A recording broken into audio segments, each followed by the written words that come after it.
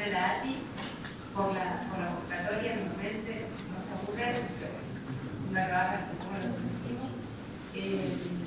Gracias a ustedes por participar. Antes de nada, quisiera saber si algunos ya han participado en la experiencia del taller, en la feria del libro anterior o ¿no ves? Bueno, ¿el año pasado? Sí. Bueno, les voy a explicar brevemente para todos cómo nos vamos a manejar. En primer término vamos a darle un marco teórico a tanto lo que es el derecho autor, la normativa vigente, cuáles son los principios que se aplican tanto a nivel local como a nivel internacional en lo que se refiere a la interpretación de los contratos. Y luego, en una segunda parte, la idea es que trabajen ustedes con un contrato en la mano. Hay varios modelos que algunos los subieron a la página y otros son contratos que fuimos recopilando, y la idea es que puedan trabajar en pequeños grupos, que lo lean, que hagan un análisis crítico del contrato, para luego, bueno, ir haciendo la propuesta común en cada uno de los grupos y vamos a terminar con un cierre. Esperemos que nos dé tiempo para todo. Y obviamente estoy a disposición por cualquier consulta que quieran realizar. Bueno.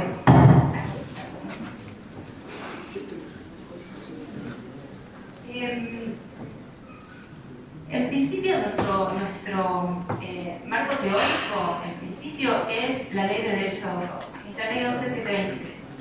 Esta ley es una ley bastante antigua, del año 1933, pero que con alguna pequeña modificación todavía está vigente.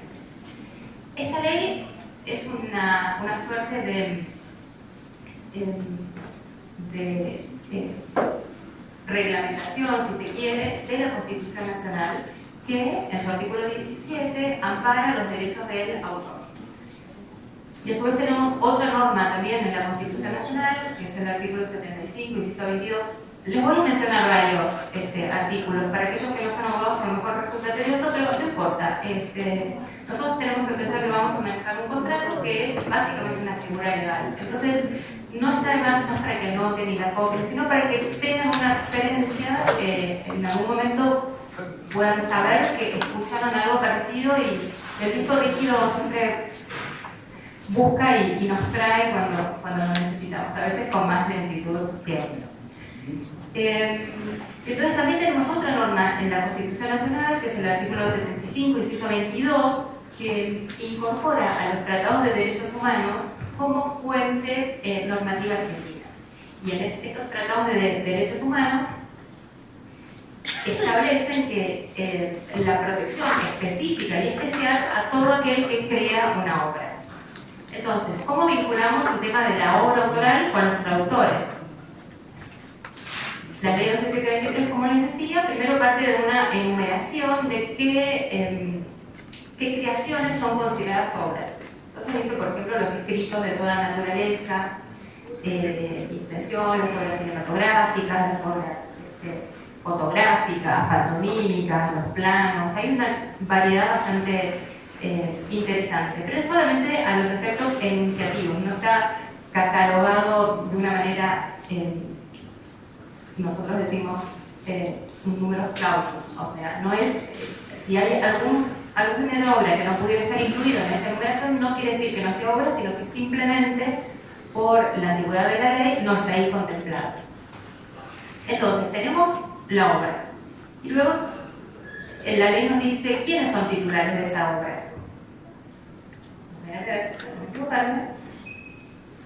Dice el artículo 4: son titulares del derecho de propiedad intelectual el autor de la obra, sus herederos o derechohabientes, y los que con permiso del autor la traducen, refunden, adaptan, modifican o transportan sobre la nueva obra intelectual resultante. O sea, acá ya vemos que en el propio artículo 4, al comienzo mismo de la ley, ya están designados los traductores como titulares de propiedad intelectual sobre la obra traducida. ¿Y cuáles son los derechos que tiene un autor por el solo hecho de haber creado esa obra? La doctrina los divide, digamos, en dos grandes, digamos, en los aspectos metodológicos, en dos grandes áreas, los que se llaman derechos morales de autor y los derechos patrimoniales. Los derechos morales son aquellos que tienen que ver con la íntima personalidad del autor que lo vincula a su obra. Por ejemplo, en el devenir del proceso de traducción, seguramente ustedes van dejando marcas, dejando palabras que resultan difíciles o frases que no llegan a encontrar un sentido equivalente en el idioma B, y lo dejan para una posterior revisión, o cuando ya está todo, después vuelven a dar una nueva revisión para poder determinar si ese sentido, si la musicalidad que tiene el texto en el idioma a traducir está reflejada en el idioma traducido. Entonces la traducción, en cierto punto, podemos decir que no está lista ni para entregarla al editor, ni para mostrarla. Bueno, ese derecho se llama el derecho de inédito. Es decir, el derecho de decidir cuándo la voy a dar a conocer. Y por esto que les estoy contando es un derecho absolutamente importante, porque si alguien dijera, dale, entregala, ya está, habría errores en esa traducción, habría o términos en el idioma de origen, o cuestiones que no están todavía resueltas y no quedaría presentada como un trabajo bien hecho. Entonces, este primer derecho moral se llama derecho al inédito. Una vez que el traductor, vamos a ir y venir, pero básicamente nos ceñimos al traductor. Una vez que el traductor decide, bueno, esta obra traducida ya está en condiciones de ser presentada a terceros, inmediatamente se le adosa por la fuerza misma de la naturaleza de las cosas otro derecho moral que se llama el derecho de paternidad, que significa tanto como ser vinculado como autor a esa traducción. O sea, la traducción de una novela francesa al castellano hecha por Stella Consigli la vincula a ella como autora de la obra traducción. Eso es lo que se llama el derecho moral de paternidad, que tiene una particularidad también. Supongamos que Estela hubiera traducido una obra, no sé, hoy la edición nada, pero pongamos una obra totalmente erótica, obscena, y la obra está bárbaramente traducida, está espectacular, pero a ella le da un poco de pudor después ir a dar clases sabiendo que los alumnos sepan que fue ella y que se estuvo toda inmersa en un léxico y unas cuestiones ahí. Entonces decide, bueno, no publicarla, no aparecer vinculada con su nombre real, sino puede adoptar un seudónimo. O si la obra fuera tremendamente escandalosa, no sé, y no quisiera, bueno, puede optar también por aparecer anónimamente, o sea, no aparecer. Entonces este derecho de paternidad tiene estas tres variantes, de aparecer vinculado con la obra, con su nombre real, con un seudónimo o permanecer anónimo. Y hubo muchos casos en la historia de la literatura donde grandes escritores optaron por adoptar seudónimos. Pero bien sea con su propio nombre, con un seudónimo o bajo la decisión de publicarlo anónimamente, es un derecho inalienable que tiene el autor por el solo hecho de haber creado su obra. Un tercer derecho es el denominado derecho de integridad. Siempre estamos hablando de la esfera de los derechos morales. Y este derecho atiende a la facultad que tiene el traductor o el autor de que ningún tercero modifique su obra por sí. Y tomando ejemplos de traducción, digamos, no estamos hablando de cuestiones mínimas de errores de imprenta, de tipeo, sino una modificación sustancial cuando cambia totalmente el sentido de la traducción, cambia las palabras, los giros idiomáticos. Entonces, este derecho de integridad también conforma el arte de derechos morales. ¿Cuál es la particularidad de estos derechos? Que no pueden ser renunciados. No puedo decir, no, está bien, no me querés poner como autor, no te preocupes. o al revés, el editor dice, no me entra tu nombre en la tapa, en la página del legal. Y bueno, lo sacamos. Bueno, esto no puede realizarse, ¿por qué? Porque es un derecho moral, y el derecho moral tiene estas características, que no puede ser renunciado. Cualquier renuncia lo considera nula. Tampoco pueden ser embargados, digamos, son imprescriptibles, tienen estas características muy esenciales que lo vinculan sobre todo a este carácter de naturaleza humana que tiene el derecho de autor. Nuevamente, porque es importante que ustedes tengan esta pequeña referencia de nuestra Constitución Nacional, porque ahí está protegida a través de los convenios internacionales de derechos humanos, el Pacto de San José de Costa Rica, por ejemplo. Entonces, al tutelar como un derecho humano al autor, también lo está como imbuido de todos estos atributos que son inherentes a la personalidad y que no pueden ser renunciados. Y tenemos un artículo que se lo leo rápidamente en la Ley 11.723 que establece que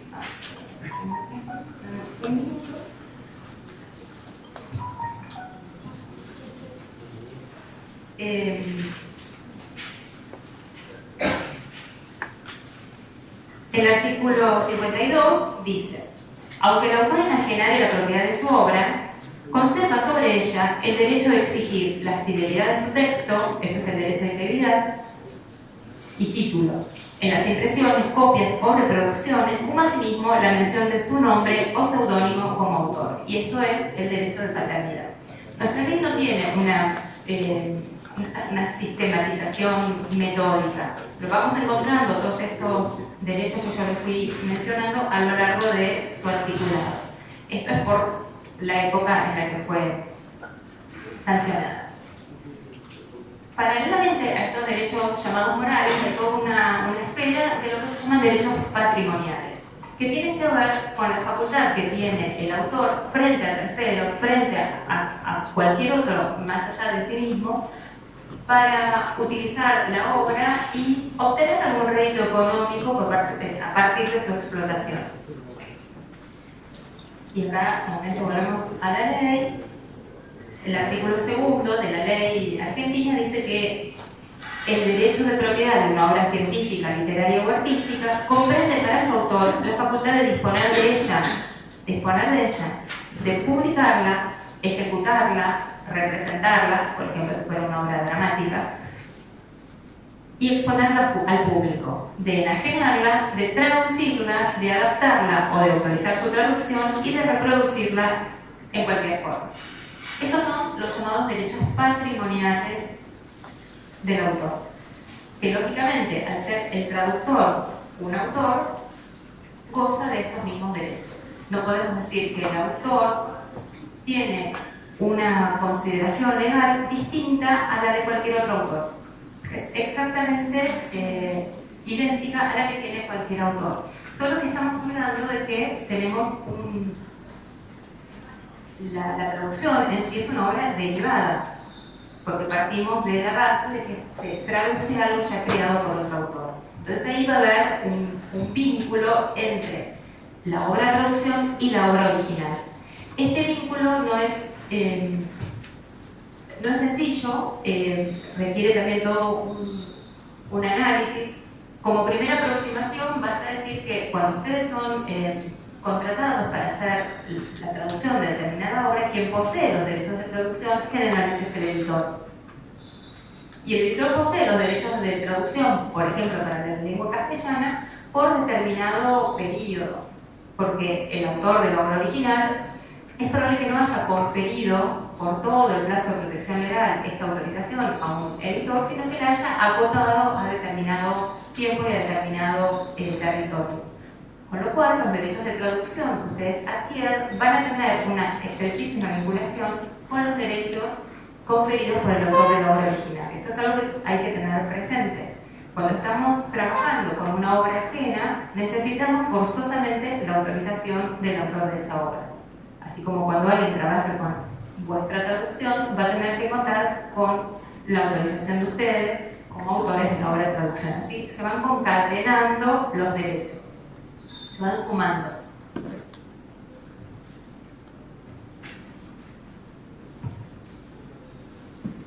luego, la ley 11723 establece una serie de disposiciones para el contrato de edición, cuando hay infracciones,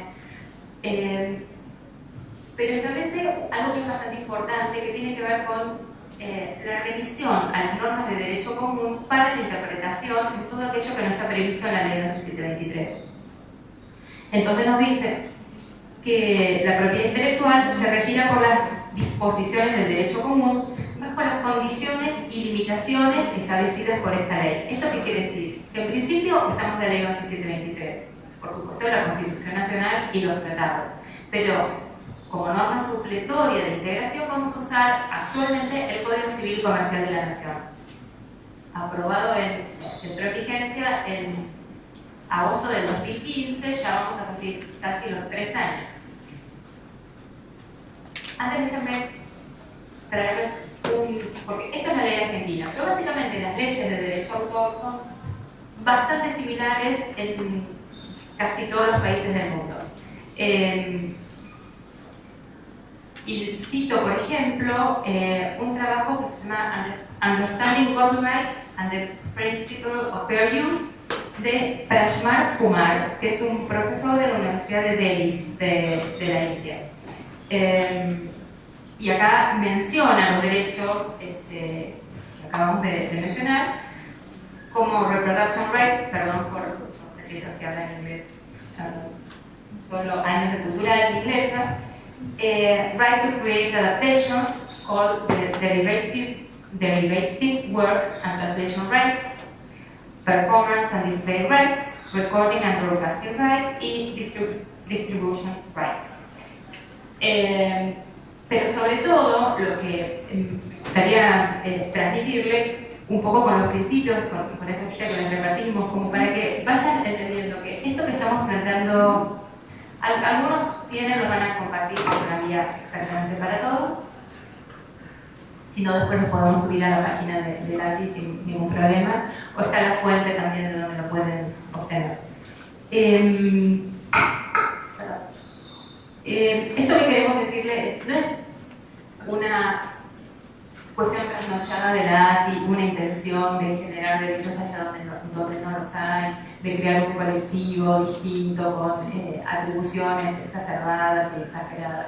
Esto que les estamos acá transmitiendo tiene que ver con toda una línea internacional de defensa de los derechos autorales por los cuales nadie se asusta ni escandaliza, ¿no? Esto es lo que está vigente. Este trabajo que les estaba citando es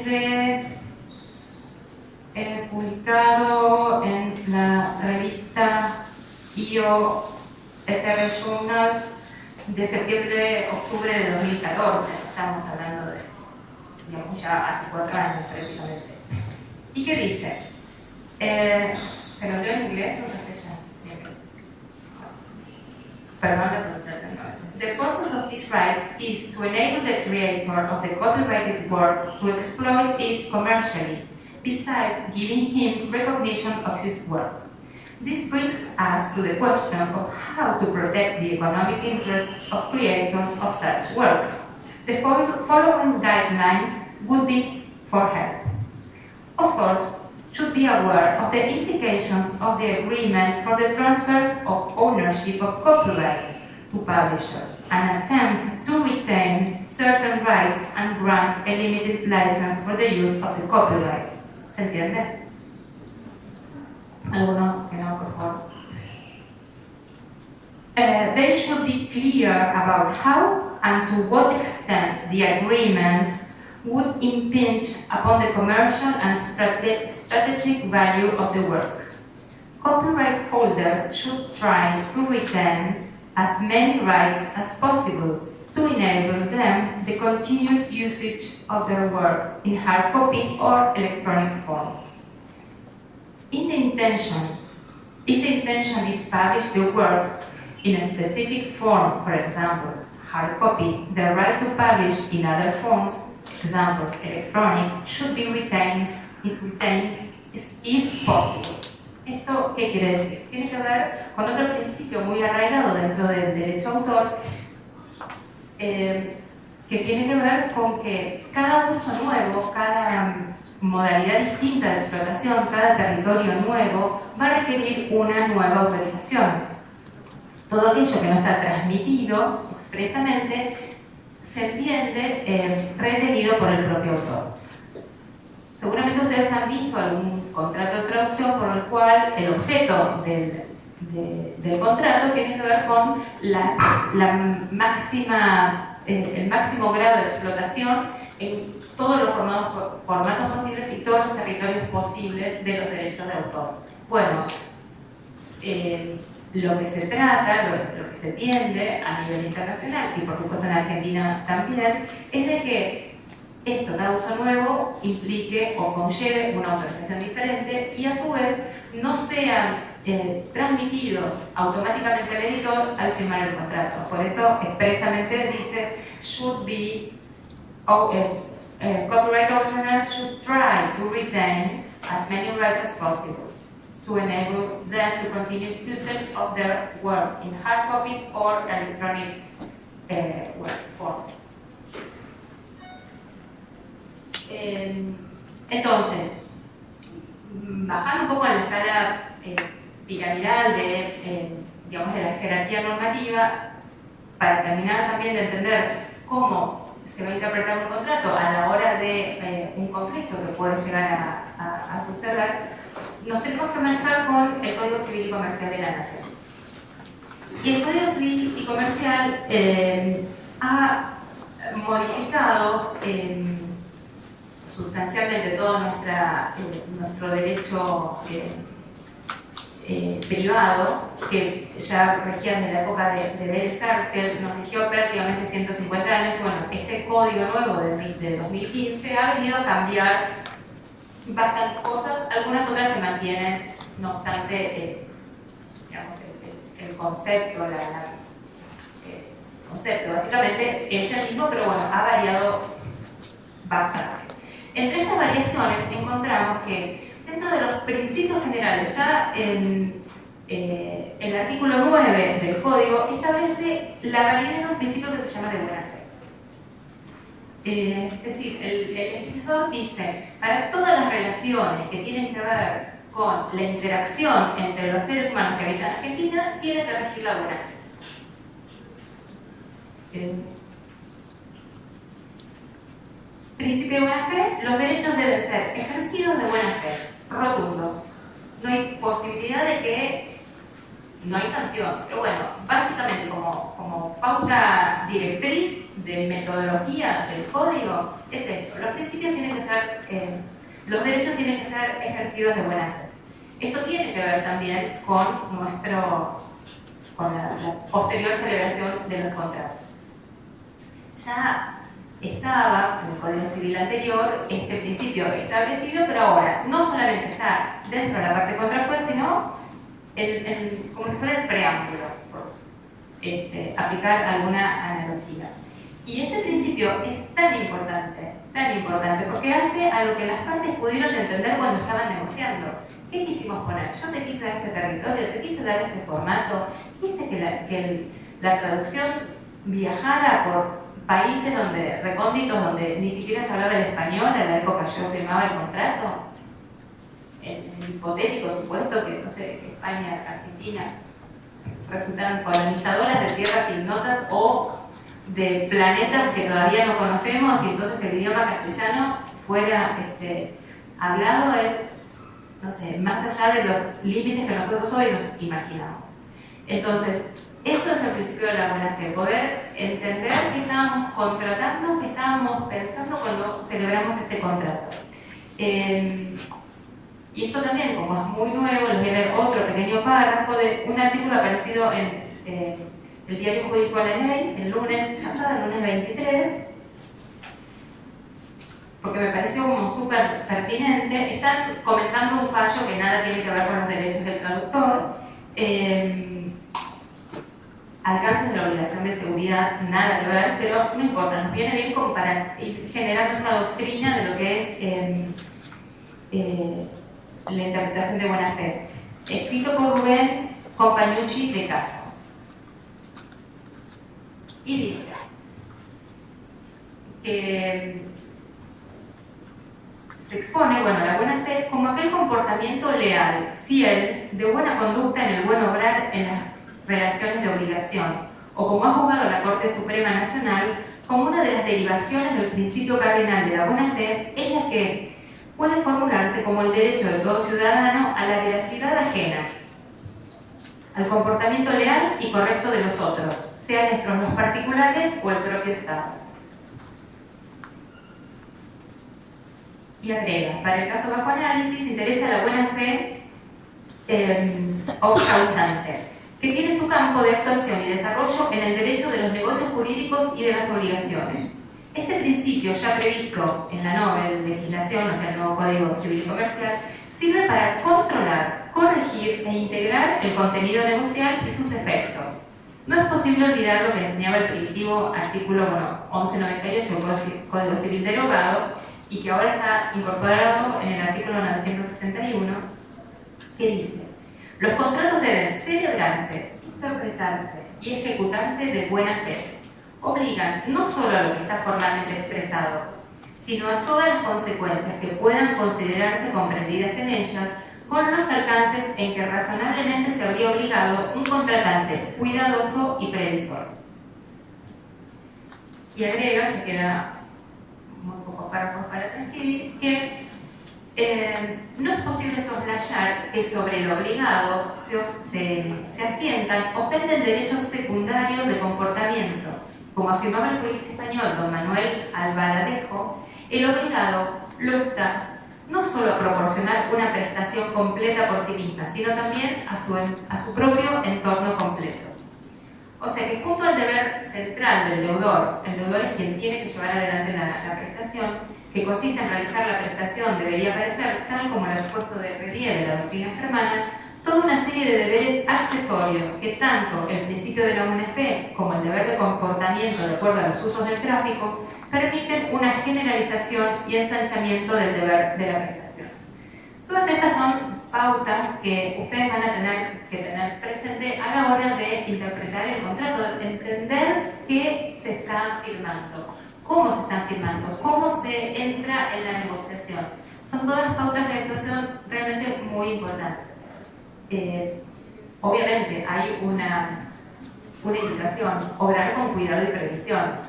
Es algo que uno puede pretender que los demás actúen por nosotros. Hoy dice, perfecto, lo interpretamos de buena fe, pero hay que ser cuidadoso con lo que uno está contratando. Hay varios, artículos más del Código Civil Comercial, pero básicamente nosotros obviamente estamos en el ámbito del capitalismo, somos un país capitalista, sin ninguna otra connotación más que esto. Entonces, el principio que rige y que se aplica es la libertad de contratación. Podemos contratar todo aquello que no esté prohibido por la ley. Por eso también el deber de ser cuidadoso y previsor en aquello que se contrata. Pero esta libertad de contratación, que tiene un efecto vinculante con lo que se ha firmado, no podemos decir no sabía lo que estaba firmando, porque tampoco es posible, entra a jugar con otro principio que es muy importante, que ha incorporado la nueva legislación en el Código Civil y Comercial, que tiene que ver con el abuso de derecho. La ley no ampara el ejercicio abusivo del derecho. Por eso, frente a una articulación excesiva o abusiva de un derecho, este se corrige hasta sus justos límites, ¿no? Hasta aquello que la ley impone. Si este contrato, por ejemplo, lleva incorporada la obligación de suprimir al autor como autor de reproducción, es posible articular la nulidad de esa cláusula en base a que este contrato ha podido, que una de las partes abusó de un mayor conocimiento o una mejor posición negociadora.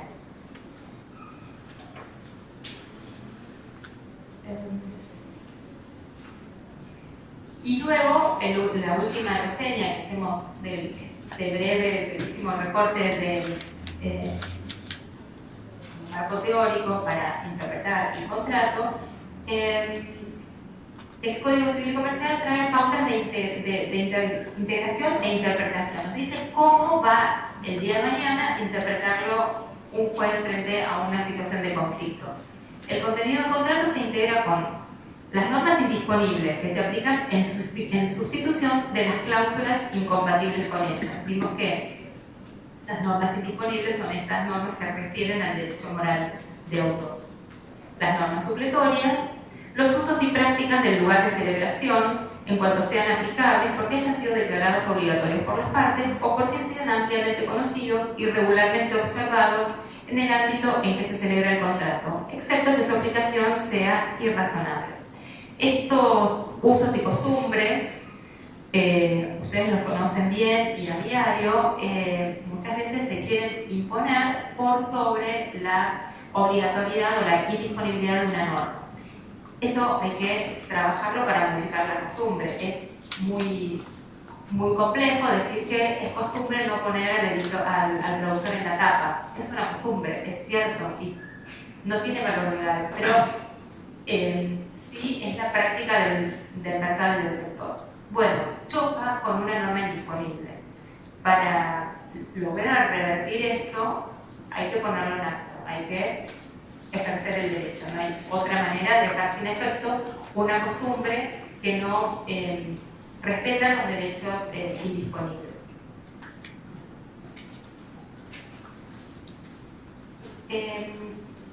Varios de ustedes tienen un cuadro de principios que deberían, 10 principios por un contrato justo para autores, aplicable a escritores, artistas visuales y traductores. ¿Uno por línea, por fila tienen? No.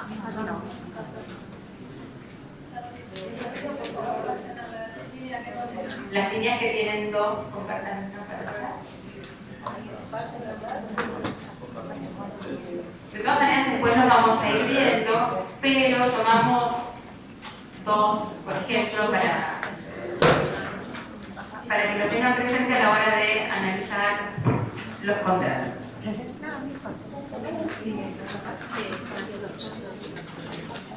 Por ejemplo, dice, la fuente es International Author Forum, la pueden buscar, también es una página bastante interesante. El texto original es en inglés, pero también pueden acceder a las versiones en castellano y en francés. Por ejemplo, cuarto, ¿cuál sería el principio? La persona a la que se le atribuye o asigna un derecho debe utilizarlo. Utilizar está en error. De otro modo lo pierde. Y en inglés sería: the person being granted any right must use it or lose it. ¿Sí? ¿Y esto con qué tiene que ver? ¿Cómo se relaciona, cómo se plasma en un contrato? Con la posibilidad de reclamar sus derechos por parte de los autores, lo que se llama restitución de los derechos, cuando la editorial no los explota en el plazo acordado o cuando las ventas alcancen un nivel mínimo estipulado. Esto debería quedar reflejado en el contrato. Y fíjense que esto, acá no dice should, dice must, en la versión inglesa, ¿no? ¿Y cómo se refleja esto en un contrato injusto, un contrato que no queremos que firmen? Por lo que se llama el efecto bloqueo, por el que un tercero, el editor o el productor, puede conservar los derechos aunque no los explote, o puede negarse a restituir los derechos a su autor cuando las ventas sean mínimas. El contrato queda vigente, no se puede rescindir, ustedes no pueden usar la traducción, no pueden salirse de esa contratación. El editor no lo publica, no lo va a publicar, se venció, se puso viejo, se puso nuevo, pero no permite al autor salir del contrato. Bueno, este es ese principio. Y otro, todos por supuesto tienen la misma relevancia, dice la obra de los autores debería llegar al público más amplio posible. Y en inglés sería author's work should reach its broadest possible audience. O sea, esto tiene que ver con el compromiso del editor o productor de explotar la obra de los autores de la manera más accesible y amplia posible, así como de reconocer y compensar a los autores por cada una de las formas de acceso a su obra. Y esto también se verifica con un acuerdo de conservar los metadatos en archivos de datos visuales. ¿Cómo no se verifica la operatividad de este principio? Cuando hay falta de explotación de la obra, cuando se limitan los posibles canales de distribución debido, por ejemplo, al incumplimiento de estándares de accesibilidad, o que se pierda la trazabilidad de la obra hasta el autor debido a la pérdida de metadatos. Son principios que hay que ver si logramos los principios que deberían estar operativos, si logramos incorporarlos al contrato que tenemos que firmar, los muchos que supongo que firmarán mensualmente. Carlos, lo más periódicamente posible. ¿Alguna duda destacar? ¿Alguna pregunta específica o no específica? ¿Todo comprendido? Sí, por ahí estoy con pero la ley argentina, como estamos grabando, vamos a ver la aplicación. La ley argentina reconoce al traductor como un autor, es decir, los derechos, está contemplado en la legislación que el traductor es un autor, y si sí o no, ¿qué relación tiene eso con el proyecto de ley de traducción? Digamos, estoy desinformada. Bueno, empiezo. No importa, pues son temas difíciles y yo entiendo que hay quien no, eso uno trata como de bajar el lenguaje jurídico, pero voy a empezar de vuelta 2 minutos. La ley 11723 es la ley de derecho a autor, de propiedad intelectual, muchos la habrán sentido nombrar, del año 1933. El artículo primero de la ley dice que ¿qué protege? Campo de aplicación. ¿Qué protege? Y digo como que son 3 puntos que hay que continuar. Primero dice, a los efectos de la presente ley, las obras científicas, literarias, artísticas, comprenden los escritos de toda naturaleza y extensión, las composiciones musicales, las cinematográficas, los impresos, los mapas, y toda producción científica, literaria o artística, cualquiera que sea el procedimiento de reproducción. O sea, una obra, un libro estaría protegido, una novela, una poesía, una obra de teatro está protegida como obra, por el artículo primero. El artículo 2, yo no lo leí con este orden, pero vamos con este orden. El artículo 2 dice, ¿qué derechos tiene el titular de la obra, el autor? Y entonces, ¿qué derechos tiene? A publicarla, a representarla, a traducirla, a imaginarla. Entonces, el autor de una novela, la novela está protegida por derecho a autor, y a su vez el autor está protegido como autor. ¿Y qué derechos tiene? Estos derechos de publicarla, autorizar su reproducción, hacerla traducir, de la novela hacer una obra de teatro, de la obra de teatro hacer una película, de la película hacer una serie, de la serie hacer otra para Netflix, y seguimos. ¿Y quiénes son los que tienen? ¿Quiénes son los titulares? ¿Quiénes son autores? Hay una pequeña diferencia entre autor y titular. Por ahora no nos vamos a introducir en eso, pero ¿quiénes son reputados autores por la ley? Leo la ley 11723 Argentina y dice: son titulares del derecho a propiedad intelectual el autor de la obra, inciso B, sus herederos o derechohabientes. ¿Por qué? Porque el derecho a autor protege a su autor durante toda su vida, más 70 años después de su muerte. O sea, tenemos toda la vida de un autor, 90 años, 100 años, me acuerdo de las actuales estadísticas, más 100 años más. Entonces, durante estos 70 años desde que el autor muere, ¿quién es el titular de la obra? Sus herederos o derechohabientes. Inciso 3, inciso 5. Los que con permiso del autor la traducen, refunden, adaptan. ¿Bien? Entonces, ¿quién traduce una obra autoral pasa a ser titular de su traducción, vas a ser autor, vas a tener los mismos derechos que tiene el autor de la obra original sobre su obra de traducción. Tenemos el autor de una novela traducida del francés al español. El traductor que tradujo la novela al español tiene sobre la traducción estos derechos de publicarla, de representarla, todos estos derechos. Por supuesto, en el marco de la autorización que le dio el autor de la obra original. No es un derecho, no diría absoluto, pero completo. Es completo con todo lo que tiene que ver con la traducción y sobre su versión, pero en el marco de la autorización que le dio el autor de la obra original. ¿Se entiende ahora? Con lo cual, el traductor es autor de la obra de traducción, no hay una doble interpretación. Esta es la primera parte de la pregunta. La segunda, que tiene que ver con la existencia de una ley, el traductor se consideró que, no obstante que esta ley existe, podía ser razonable y conveniente especificar con mayor nivel de detalle todos los derechos que tiene el traductor. ¿Por qué? Por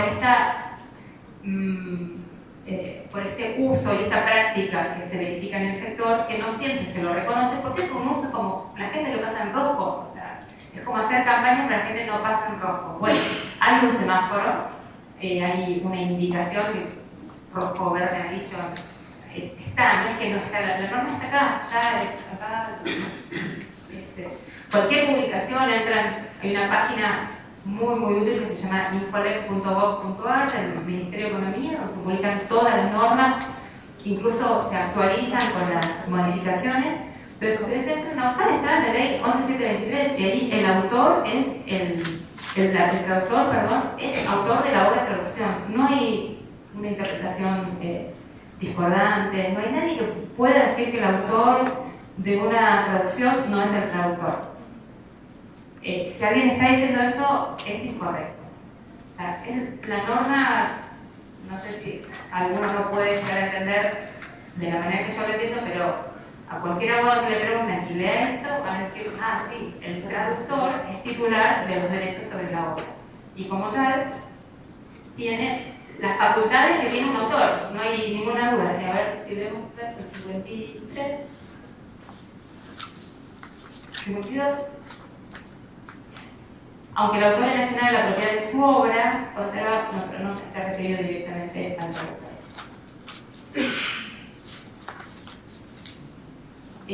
No hay duda, a lo mejor es esto, es un falso conocimiento de la no existencia de la norma. Pero la norma está, solo que hay que ponerla operativa. Nosotros tenemos oportunidad de trabajar mucho con los fotógrafos, y los fotógrafos eran también un colectivo a los cuales, fotógrafos reporteros gráficos, a los cuales no se les reconocían las publicaciones periódicas en los medios, en los principales medios, su autoría sobre la fotografía. Si toman diarios de, no sé, de la década del 90, de la primera parte de la década del 90, van a ver que debajo una fotografía, no sé, espectacular, que parecía AP, Associated Press o un medio. Bueno, hoy en día, si vuelven a tomar una librería van a ver que figura el nombre de los fotógrafos. Esto no fue por arte de magia, que de golpe los medios dijeron, ¿cómo es la fotografía? El artículo primero que dice las obras cinematográficas, coreógrafas, fotográficas, fotografías, grabados y fonogramas. Está. Entonces, si está, debo reconocer ese derecho de paternidad. Pero no es porque un día los editores de los medios se levantaron y dijeron, vamos a conferirle este derecho de paternidad a los fotógrafos. Bueno, hubieron varios reclamos consistentes e insistentes por parte de los fotógrafos para poner en práctica, poner en acto su derecho de paternidad. Nada es gratuito ni cae del cielo. Por eso, con relación al proyecto de ley de traducción, se buscaba dar como más especificidad. Nada más, no es que se desconociera que estaban contemplados en la ley. Bueno, la idea es que puedan trabajar como en grupos de 3, que me parece que es un número razonable que les permite hablar entre ustedes sin molestar demasiado a nosotros. Les voy a distribuir unos contratos que no son... y uno que es el modelo de la ATI, que es un modelo, pero otros son contratos ciertos, no hemos cambiado nada para la clase, a los efectos. ¿Cómo? Son los contratos que mandamos nosotros. Algunos mandaron, sí, y otros eran poquitos los que habían mandado, entonces bueno, buscamos otros contratos reales, no que están puestos, están modificadas las cláusulas a los fines didácticos de este taller. Son contratos reales, talleres reales, como dirían. Los pueden escribir, subrayar, como les parezca pertinente. Después, a la hora de hacer una puesta en mucho, puse un costadito el número, como para más o menos saber a qué grupo le tocó el mismo y podamos trabajar como las conclusiones en conjunto. ¿Quiénes terminaron? ¿Quiénes quieren hablar primero? Contamos de qué se trata su contrato. Bueno, pero decía, ¿quién quería primero?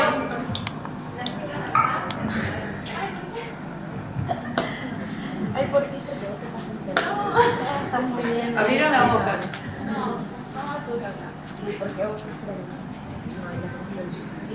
El contrato tiene un numerito arriba, así hay algunos que por ahí tienen el mismo, yo también me voy. El número 6.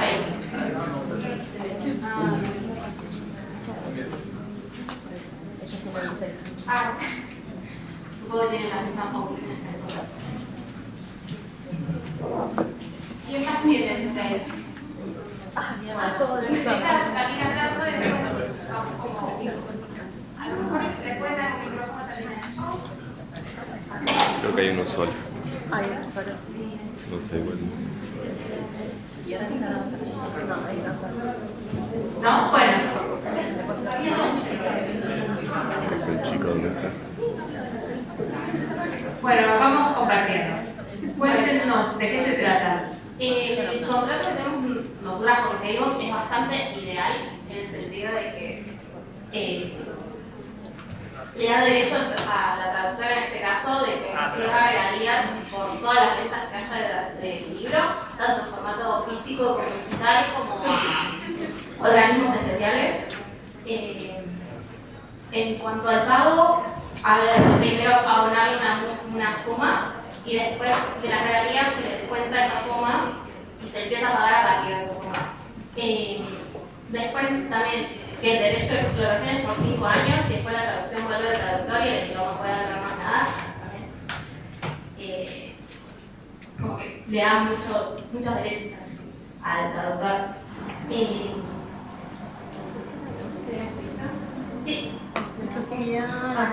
Y esos derechos que se le atribuyen al traductor, ¿cómo están con relación a las normas que vimos? ¿Son excesivos? ¿Son los adecuados? Son los adecuados. Son los adecuados a las normas. Sí. Pero la misma sí, no, el reconocimiento. Ah, sí, Aparece el reconocimiento de la autoría. ¿En dónde? tapa contra tapa. Claro, dice... El editor se obliga a que figure el nombre de la traductora como tal, en la tapa y en la portada de la obra, así como en las páginas legales y en la mención de titularidad de derechos autorales de la traducción. Perfecto. Ese sería el paternal. El Paternidad, sí.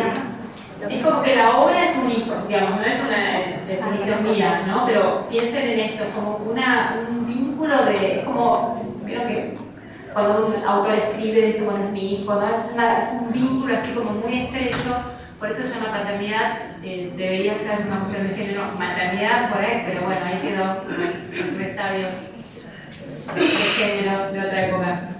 En cuanto a lo que no encontramos, y una inquietud que nos surgió, es el tema de la edición, la corrección, digamos, o cualquier modificación que se le pueda hacer al texto, no lo encontramos reflejado, o sea, no, en el contrato, ni como un derecho, ni como una prohibición de ese derecho. Bien, entonces, cuando hay algún punto que no está expresamente aclarado, nos remitimos a los principios generales que yo les estaba comentando. ¿Cuál es el principio general? Que no se puede modificar. ¿Y cuál es la interpretación, la buena fe? Entonces, el principio general dice que no se puede modificar. Si no hay expresado que se puede modificar en tales condiciones, significa que no puede ser modificado el texto. En un contrato no hace falta incluir... Ahora, a ver, hay que revertir toda una práctica de un sector muy renuente al reconocimiento de los derechos, por lo cual es correcto incluir la propia norma en el contrato. En muchos otros contratos, si ustedes firman un contrato de locación, por ejemplo, de su casa o de tu oficina, de lo que fuera, muchas veces no se incluye la cláusula del Código Civil, porque se supone que todo el mundo la conoce. Pero, no obstante eso, en los contratos autorales por ahora seguimos con la práctica de incluir la norma para que vaya como generándose un nuevo uso contrario al que se verifica en la práctica. ¿Qué más tienen para decir? No, algo que no lo discutí con las chicas porque lo acabo de ver, es el tema del tiempo de la publicación, que habías hablado previamente de que el editor se tiene que comprometer a hacer lo que tiene que hacer, digamos, con esa obra, que es en este caso publicarla, y da un plazo no superior a los 12 meses. Es decir que, pero tampoco está explicitado qué pasa luego de esos 12 meses. O sea, dice que no dice si vuelven al traductor, no, es cierto, no está... digamos, ¿qué pasaría en ese caso? En ese caso, nuevamente, tenemos que interpretarlo con los principios generales del derecho. Puede haber un incumplimiento contractual, entonces yo tengo que intimarlo a que cumpla con esa publicación. Y luego es unas cuestiones legales, pero yo puedo intimarlo a que cumpla. No está establecido qué pasa, pero puedo intimar a que, bajo apercibimiento de considerar rescindido el contrato. Hay algo en este contrato, vos supongo más lo tenían, ¿no? ¿Quieren contarnos algo más? Sí, acá vimos las mismas cosas que las chicas, que estaba todo bastante cumplido. Lo que no vimos fue ninguna mención de confidencialidad, que no sé si se hace un contrato aparte o se estipula en el mismo contrato o varía de caso en caso. Nos parece importante eso. ¿En qué sentido? En el sentido de si la traductora tiene alguna obligación de mantener la confidencialidad, si se le impone a través del contrato o es una cuestión moral que ya está implícita. No es ninguna cuestión de moral ni está implícita la confidencialidad. ¿Por qué debería guardar confidencialidad la traductora? Por eso debería estipularse en el contrato, ¿no? ¿Pero por qué? ¿Por qué te parece que debería ser confidencial? ¿Hay algún...? A ver, la confidencialidad tiene que ver con la protección de un bien jurídico que es un secreto, que tiene un valor comercial para una de las partes. ¿Cuál sería el valor comercial que estaría afectado al divulgar algo que tiene que ver con este contrato? Yo no lo estoy, no te pregunto porque no lo estoy viendo, a lo mejor estás vos sí como comprada a firmar contratos de confidencialidad. No, porque siempre en las clases de traducción nos hablan también de la confidencialidad, de la divulgación del trabajo propio y no sé, como no lo habíamos mencionado, nos llama la atención, pero sí, uno mismo si lo divulga afecta tanto al editor como al trabajo propio. ¿Por qué crees que estaría afectando? No hay ningún derecho... Porque al divulgar lo estás haciendo de gratis y... A ver, el convenio de confidencialidad tiene que ver con guardar confidencialidad. Digo, hay una ley de secretos. La ley de secretos tiende a proteger un valor intangible que tiene un valor económico para el editor. Por ejemplo, tiene que ver con las modalidades de trabajo, tiene que ver con la forma de pago, tiene que ver con, no sé, con que tengan a ver, por ejemplo, en una producción de una película, cómo como el know-how de la forma de contratación de, no sé, los camiones que trasladan los equipos, o cuestiones que tienen que ver con la fisonomía de un actor antes del estreno de la película. Por ejemplo, cuando se filmó El secreto de sus ojos, se cuidó muchísimo que Franchella no apareciera en ninguna fotografía porque no sé si recuerdan que él digamos, tenía un aspecto absolutamente distinto a cómo se lo vio siempre en la televisión. Entonces, eso tenía como un impacto muy fuerte y que tendría a que la productora en su momento generara una mayor audiencia, por ejemplo. Si yo digo que estoy haciendo una traducción para tal editorial, salvo que la editorial necesite preservarlo de alguna manera y lanzar al mercado de una manera como agresiva la traducción o la obra traducida, yo no veo que se afecte ningún secreto, ningún activo comercial con valor económico de la empresa, de la editorial. Por eso, en los contratos que yo vi, a veces se pone, pero no es que el traductor tenga que guardar confidencialidad específica sobre, porque no veo que aspecto comercial secreto esté tutelado en este contrato. Por ejemplo, si yo tampoco puedo divulgar que la editorial tiene cuenta bancaria en el HSBC de Santander, ese tipo de cosas, sí tiene un valor comercial. Pero el resto, lo que es un trabajo específico, yo por lo menos no lo veo. A lo mejor tus profesores tienen alguna explicación que a mí me excede. Con el micrófono, por favor. Se me ocurre el caso de pensar como, por ejemplo, el final de una serie de libros hablando del contenido. Bueno, en ese caso bien, se tiene que claro, guardar por supuesto, claro, por supuesto. Harry Potter. Pero que es valor comercial, digamos, es un secreto. A ver, hay toda una puesta en marcha de una cantidad de recursos para cuando sale el tomo 22 de Harry Potter, entonces todo se cierra la librería y bueno, entonces ahí hay claramente una intención en preservar algo de lo que se está trabajando, pero en otras circunstancias yo no lo veo y seguramente en el objeto de esta obra, de esta traducción, no debería haber nada ni se tratara de una serie para pasar por Netflix o para estrenar una telenovela en capítulos que estuviéramos develando el final. Por eso entiendo que no es necesario en todos los casos acogerse a esta confidencialidad. Sí, ¿qué iba a decir? Lo mismo. Muy bien.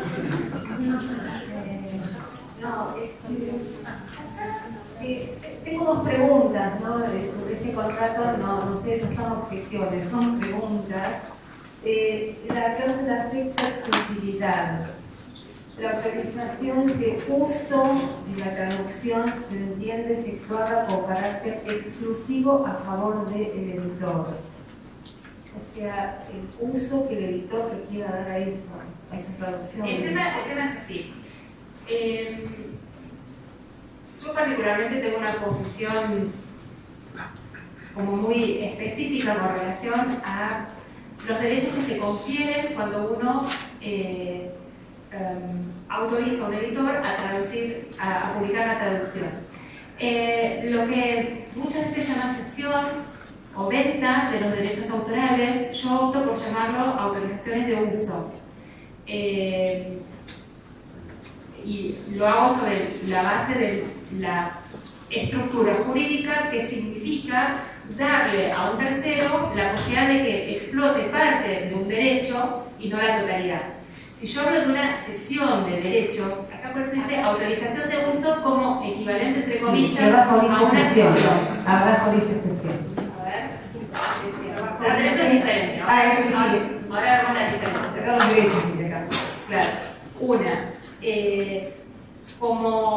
como autor, yo autorizo determinado uso. Autorizo a Canal 13 a que pase mi película.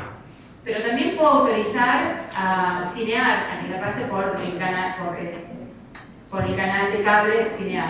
Y también puedo autorizar al espacio Inca a que la proyecte, o, no sé, a la cadena Hoyts. Entonces, como que voy desmembrando mi derecho en distintos usos. No le cedo ni le vendo nada a nadie, porque una cesión desde el punto de vista estricto del derecho civil implica el desapoderamiento de mi parte de ese derecho. Si yo, como acabamos de leer, este profesor hindú nos dice hay que tratar de mantener la mayor cantidad de derechos en lo posible y circunscribir la autorización al uso, entonces yo lo que hago es autorizo distintos usos, son distintas autorizaciones, como si fueran licencias, no son ni ventas ni cesiones. Entonces, por ahí, no es una terminología que todo el mundo acepte, aunque sí bregamos para que la acepten, porque el término más exacto es licencia, no son cesiones ni son ventas. Es como cuando uno habla hablan de la venta de jugadores de fútbol. Es imposible vender a una persona, estaríamos como traficando personas, ¿verdad? Entonces, pero hablamos todo el tiempo de la venta de Messi, que se queda de Barcelona. Vendemos jugadores como... Y ya el lenguaje se distorsiona tanto que estamos hablando de vender personas, ¿verdad? Y no reparamos que estamos vendiendo personas, sino el derecho que tiene un club a que ese jugador juegue en su club por determinado tiempo.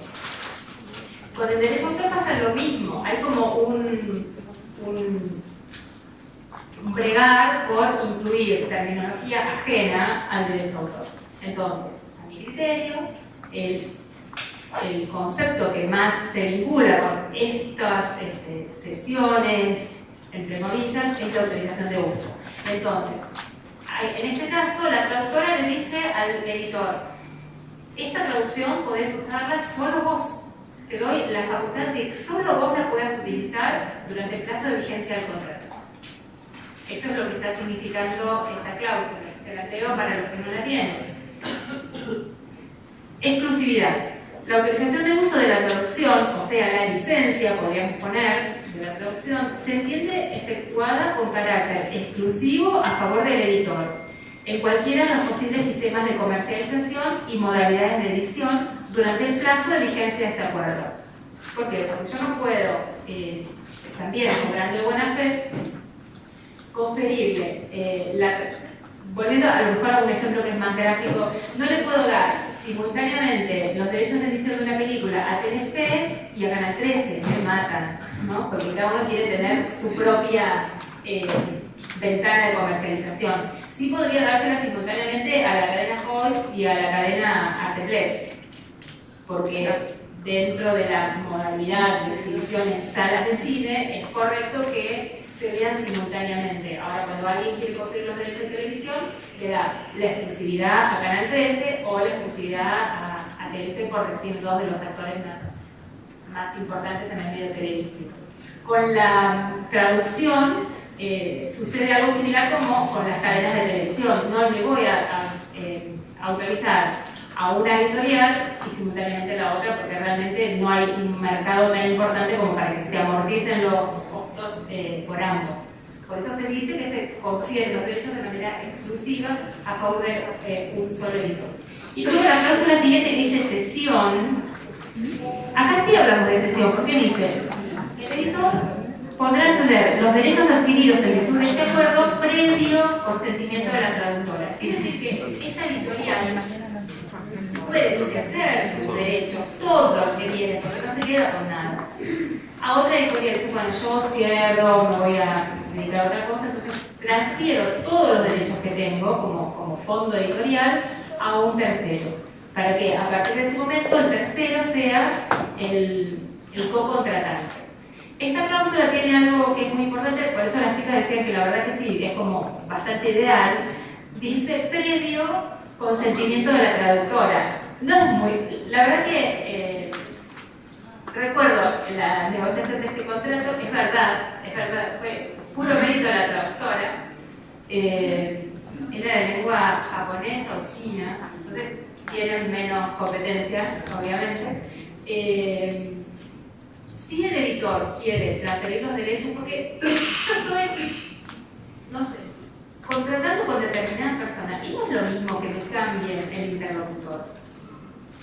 mismo una editorial que la otra. Para las editoriales, digamos, en el tráfico comercial, muchas veces, bueno, no importa quién te está contratando. Entonces suelen transferir los fondos de comercio, los catálogos. Bueno, en este caso la traductora logró que le dijeron, bueno, vos no querés transferir, ningún problema, te tengo que prestar conformidad. Bueno, lo logró, a veces se logra, a veces no, pero bueno, en este caso lo logró.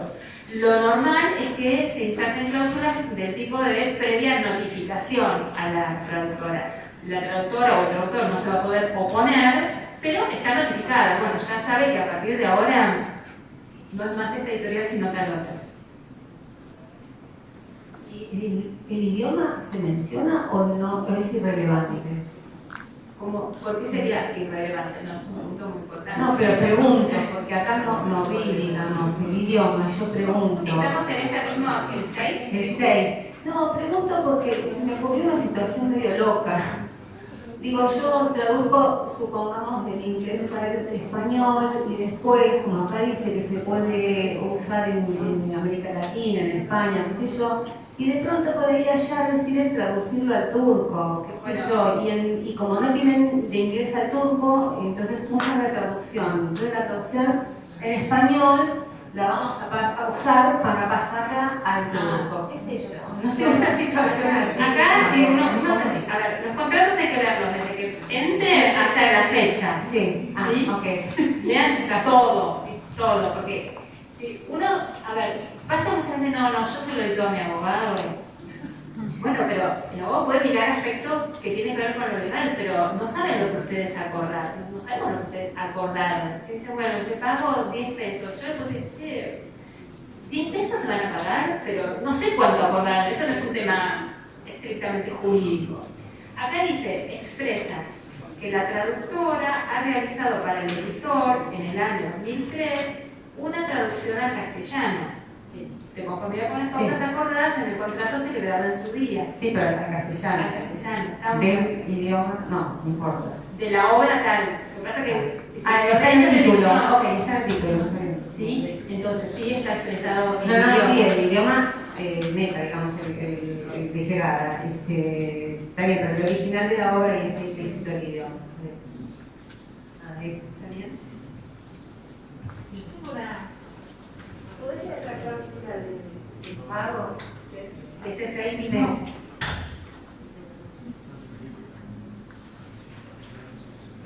Retribución. Sí, algo que dijeron las chicas que había un pago anticipado que después se descontaba de las regalías. ¿Vos tenés este contrato? No, pero tengo una duda con eso, porque digo, ¿qué pasa si después no se vende?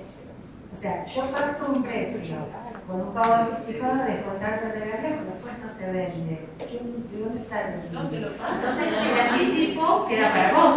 ¿Cómo? El anticipo queda para vos. Sí, pero bueno, no hay que determinar un importe. A ver, hay dos modalidades, que esto yo no se los dije, pero lo vamos a hablar ahora, para retribuir por derechos de autor. Uno se llama tanto alzado, o sea, una suma fija, y otra de manera proporcional.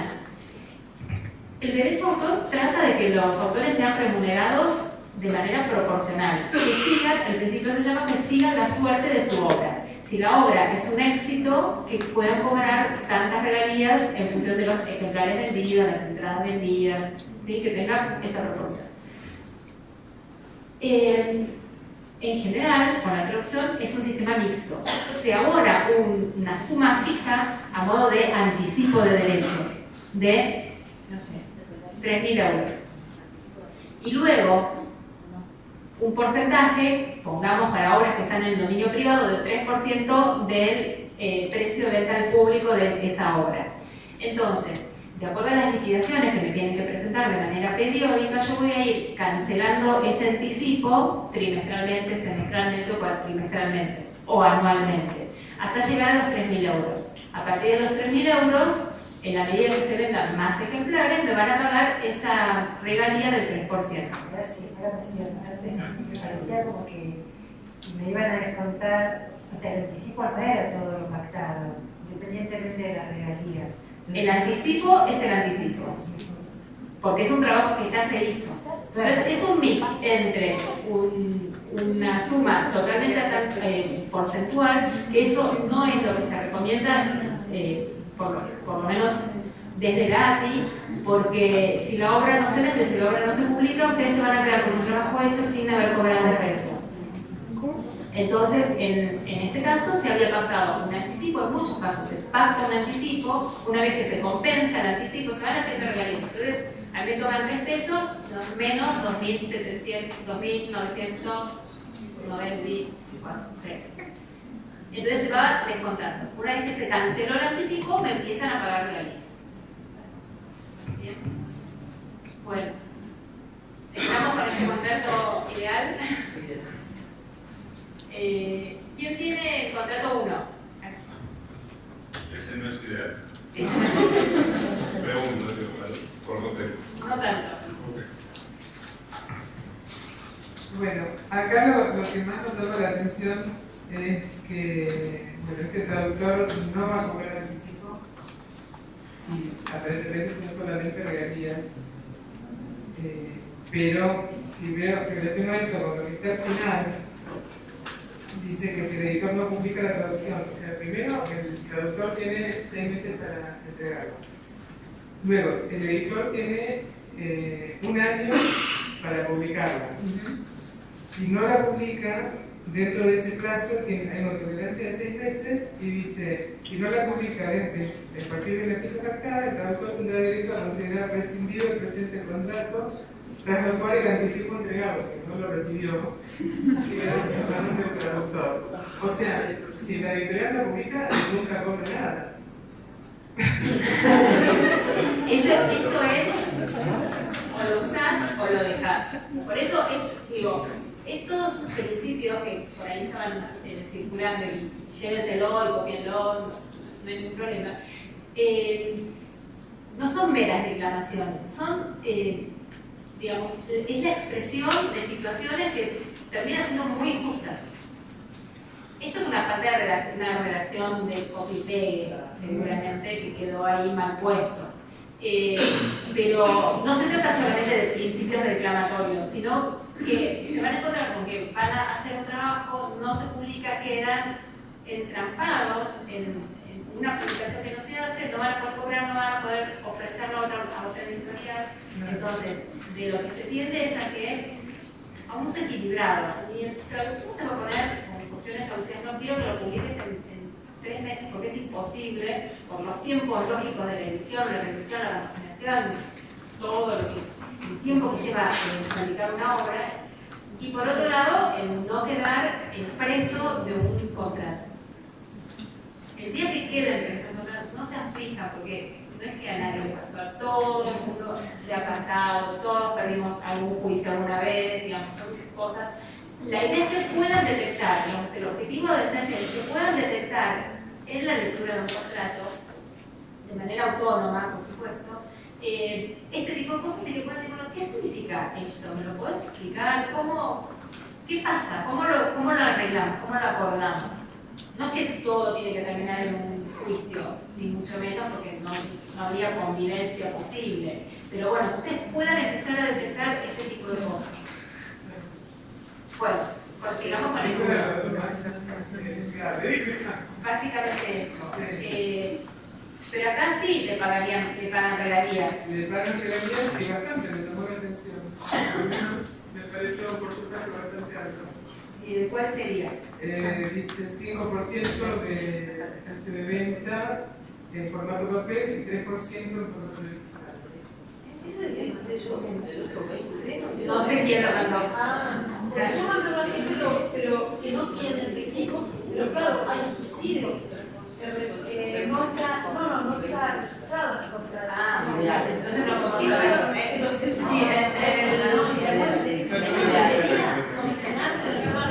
En el sexto contrato dice 3% para el libro físico, 3% para cualquier venta a organizaciones como bibliotecas y 20% para la versión digital. Exacto. En general, se pacta que los contratos en formato, la explotación en formato electrónico, como tiene un costo menor de comercialización, de impresión, el porcentual debería ser mayor, ¿sí?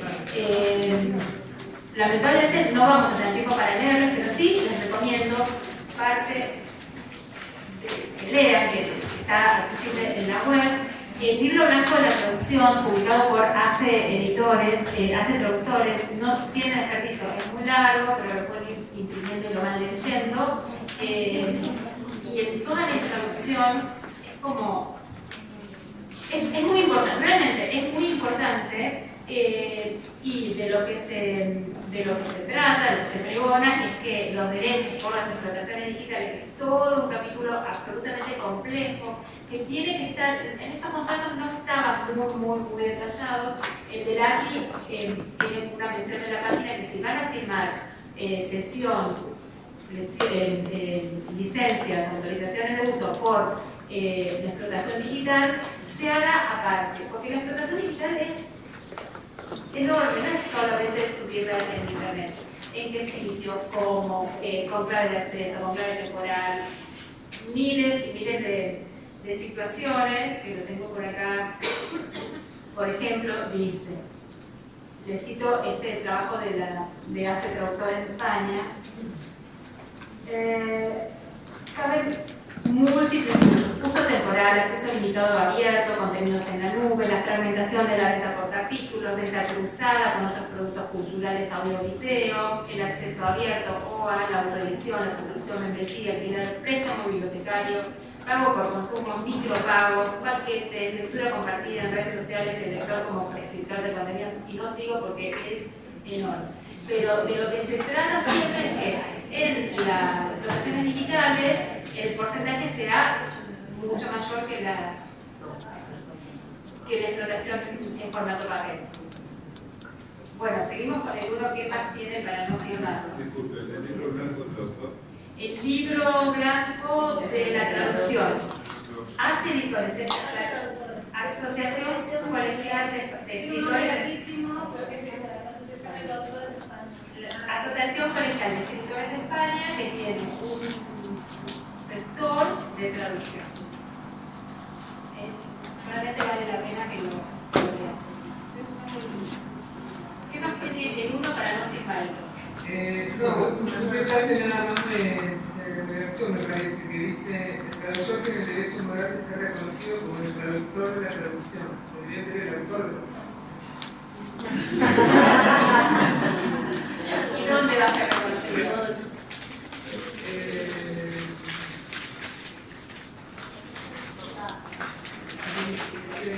Están dos partes la número 7.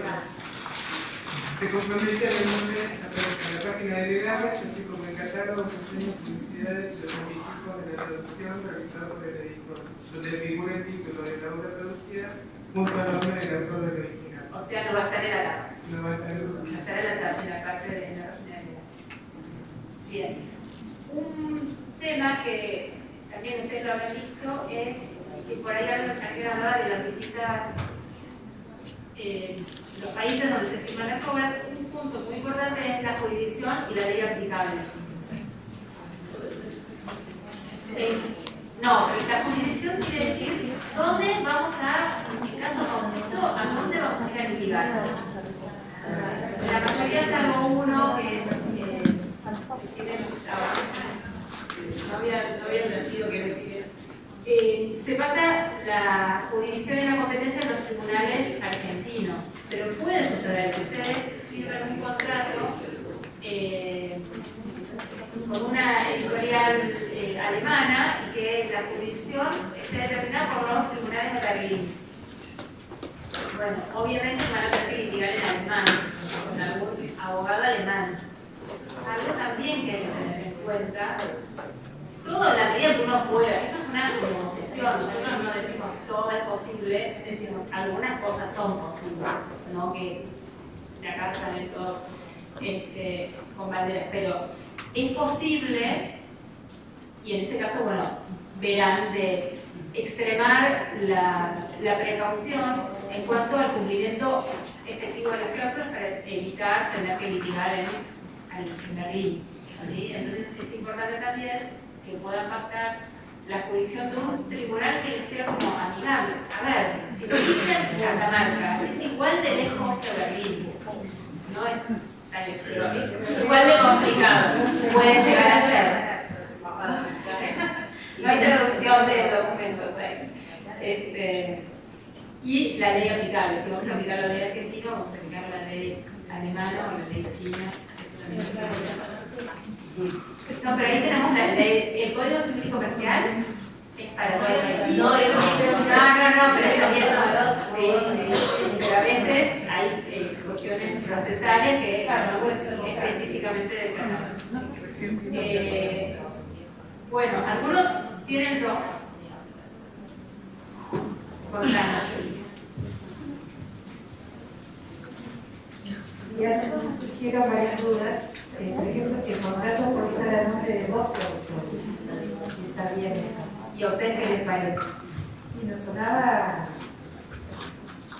raro, bueno. Pero un libro puede tener dos autores, una película puede estar dirigida por dos personas, o dos guionistas. No fuera producida por dos autores, sino que fuera el mismo contrato, incluyera los autores, no tuviera que ser un contrato por cada uno. No, en general cuando es una misma obra traducida, es correcto que firmen los dos traductores y que tengan los dos las mismas obligaciones. En ese caso, porque había dos, me parece que tenían dos traductores, o uno que eran varios. En ese caso, lo que tiene que tener presente es cómo se van a distribuir los ingresos entre los propios traductores. Al 50%, al X% cada uno, para evitar, ahora cambiamos de contrincante, ahora no tenemos solo el editor, sino tenemos al coeditor, que fue amigo nuestro toda la vida, hasta que cobramos unos pesos, y ahí empezamos a ver quién trabajó más, yo tenía los diccionarios, yo entré por la web, bueno. Entonces, todo lo que se pueda acordar, cuando la situación es clara y es conveniente, es mucho mejor. Es solo poner, la distribución se pactará en partes iguales para cada uno de los traductores. Pero eso no lo aclara. Es un pago único de... Bueno, al editor no le importa, en un punto, o sea, yo contrato, después ustedes fíjense cómo se distribuyen.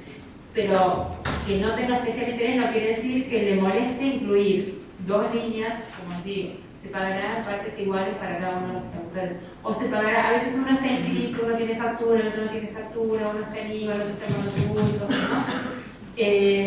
Entonces también se puede establecer que el editor pagará las regalías a aquella parte que le presente la factura de manera distinta. Entonces ahí tampoco había ningún inconveniente. Esto hay como toda una gama de posibilidades. Lo importante es que todos sepamos de qué estamos hablando. Entonces vamos a ir, trabajamos de a dos o trabajamos de a tres, ¿cómo vamos a cobrar? ¿Un tercio cada uno? Perfecto. La mitad cada uno, yo dos partes porque yo conseguí los derechos de tal cosa, yo tengo el contacto en la editorial, es todo válido. Acá no hay cláusulas indisponibles. En la medida que estemos como por arriba del estándar mínimo de protección, todo se puede acordar. Pero es conveniente que lo pongamos por escrito al momento de firmar. Cuando está todo bien, es todo mejor. Otra cosa que hice es que el traductor cede para su edición, publicación, distribución y venta sin limitación en cuanto al número de ejemplares, formatos y soportes. Eso es sin limitación. Bueno, ¿y eso qué pasa? Que por ahí debería estar determinada, ¿no? La cantidad de ejemplares, cuáles son los formatos. Sobre todo, que estamos hablando del dos, ¿no? Sí. A ver, todo también es un juego de balances. Puede ser que yo pacte, no limito la posibilidad de ediciones y ejemplares de la obra, pero yo vaya a cobrar regalías sobre eso. Entonces, bueno, de alguna manera puede estar equilibrado. El editor dice, pero yo no sé, yo voy viendo, necesito que esto después podemos llegar a limitarlo, pero yo sobre lo que vendo te pago. Pero ¿qué pasa, por ejemplo? Nosotros acá tenemos en este mismo contrato una cláusula que dice: el traductor percibirá como precio de la sesión de la traducción la suma de tantos pesos, como pago único por el periodo de 5 años que dure la sesión. Entonces, acá esto que tiene el principio que el actor sigue la suerte de la obra no se verifica, porque no solamente tiene un pago único, no sabemos, siempre uno como evalúa, a lo mejor le pagan $2 millones y bueno, sé lo que quiera, ¿no es cierto? Porque podemos discutir, pero digo si es una suma que podría considerarse racional. Hay legislaciones, como por ejemplo en española, que habla de este tipo de proporcionalidades. Cuando la obra se contrató un precio tanto alzado, pero la obra tuvo un desarrollo y un éxito comercial muy importante, puede llegar a revisarse el contrato. Acá no se dice nada, por eso hay que acotar un poco, digamos, revertir estas como malas prácticas, porque es, bueno, yo pago esta suma y los derechos pasan a ser del editor por 5 años, quiero estar tranquilo. Entonces, ahí estamos bajo el piso mínimo. Y otra de las cosas que dice el editor pudiendo el editor distribuirlos libremente en la Argentina y en el resto del mundo de habla hispana. Ese libremente me hace ruido también, porque por ahí puede decir, bueno, distribuyo en Argentina, pero más barato y no me ocupo tanto del resto del país. Claro. ¿No? Bueno, nuevamente, balances y contrapesos. El editor tiene que tener ciertas facultades para poder decidir dónde distribuir. Ahora, si es así, porque el editor básicamente es una empresa comercial, básicamente. Entonces la empresa comercial tiene un ánimo de lucro que hace a su constitución y no está mal que así sea. Entonces, tiene que decidir dónde. Se dice, bueno, vendámosla en el mercado de, no sé, el Congo. No hay realmente habla hispana, no lo va a llevar ahí. Entonces, el editor tiene que tener cierta facultad para venderlo donde le parezca adecuado. Ahora, eso lo tenemos que hacer con el principio de que el traductor tiene derecho a que su obra se explote de la manera más amplia posible. Bueno, entonces, hay que acomodar un poco esa cláusula, ni decir no, libremente no, ni asustarse como de la palabra libre, pero bueno, si me pagaste una suma tan tasada, decidís cuántas ediciones vas a hacer, lo publicás libremente. Yo creo que en el contrato ideal había como una cláusula donde se notificaba en los lugares. Sí, perdón, se estipula que si se comercia fuera, en el exterior, digamos, se va a adecuar el precio, digamos, de la regalía se va a pasar a pesos y se va a pagar en pesos. Eso sí se especifica. El territorio está en la cuarta. República Argentina, América Latina y España, en la cuarta. Claro. ¿Pero cuál estamos hablando? Del 6. El 6. Territorio, la cuarta. Y los derechos conferidos en este acuerdo por la traductora a favor del editor podrán ser ejercidos en la República Argentina, América Latina y España. Sí, y fíjense que acá, cuando habla de la modalidad de explotación digital, dice: para la modalidad de edición electrónica de la obra, el editor deberá adoptar los recaudos pertinentes, de modo que el acceso a la misma resulte geobloqueada en los territorios no autorizados en este acuerdo. Digamos, a lo tecnológico hay que oponer una medida tecnológica, es que no se puede. Sí, mismo cuando se finaliza el contrato, dice que también tiene que eliminar todo rastro del texto en internet, cualquier link o cualquier enlace, digamos, cualquier acceso a la obra tiene que ser eliminado. Claro, porque nos queda con la explotación digital, terminó el contrato, lo dejó colgado en internet, cualquiera lo puede bajar sin ningún tipo de restricción, entonces eso limita futuras explotaciones. El micrófono, perdón. Quería preguntar si eso no está, no estamos en todo caso los traductores ahí resguardados por el contrato entre autor y editor, o editor y editor, digamos, la editorial de origen, la editorial que publica en la lengua de origen, y entonces compra los derechos o le son otorgados los derechos de uso para un territorio determinado. Sí, ahí vas a tener como que la cadena de contratos no es adecuada. Hay un punto que está como cortada, digamos que uno va a tener por ahí más derechos que los que adquirió, entonces no va a poder publicar la traducción porque ya no tiene los derechos del autor vigente. No te digo. Yo lo que digo es el editor que nos contrata, antes tuvo que contratar la obra, claro. Por lo menos si el autor es nacional de dominio público. Por un periodo de 5 años, si vos te contratas por 7. ¿Y por qué me contratas por 7? Te contratas por 7, no sé. ¿Y cómo va a atender? No va a poder, va a tener un conflicto en la cadena contractual, va a haber, en la cadena de derechos va a haber un conflicto. Pero vos, mientras que no tenés conocimiento del contrato que celebró el editor con el autor, vas a estar atada por esos 2 años, porque es muy difícil que te exhiba el contrato el editor con el autor original o con el editor de la obra. Ya entiendo. Entonces uno tiene que resguardarse independientemente de la obra. Poner en el libro blanco de traducción se aconseja, sobre todo con formatos digitales, el menor plazo posible, porque las modificaciones y los cambios tecnológicos son tan rápidos y cambiantes que ellos aconsejan plazos de 1 año, 2 años para los formatos digitales. Vamos a ver, sí, antes que me corten el micrófono. Que yo nunca lo había visto, que llevar escritura pública. Sí, eso es como para... La verdad que no es muy importante entre elegir una cláusula de este contrato que no es muy conveniente, pusieron esa cláusula. Significa que cuando uno tiene un contrato elevado en escritura pública, no se pueden desconocer las firmas. Entonces, dice, no, yo no firmé, no es mi firma. Entonces, con la escritura pública eso está subsanado.